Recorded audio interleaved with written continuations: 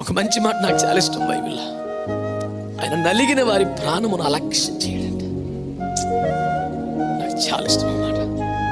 అన్యాయంగా నిందలు, అవమానాలు, వేదనలు, బాధలు, పోరాటాలు నలిగిపోయావు చూడు. నీకు ఇంకే స్పెషల్ క్వాలిటీ అక్కర్లేదు బిడ్డ. నీ నలిగిన నీ జీవితమే దేవుని నిర్లక్ష్యం చేయలేడు. ఆయన స్వభావం అది కాదు. లైట్ తీసుకెళ్ళాడు, పక్క నుంచి బైపాస్ అయ్యి వెళ్ళిపోయి నలిగిపోతున్నావుగా. నిద్ర లేని రాత్రులు గడిపావుగా.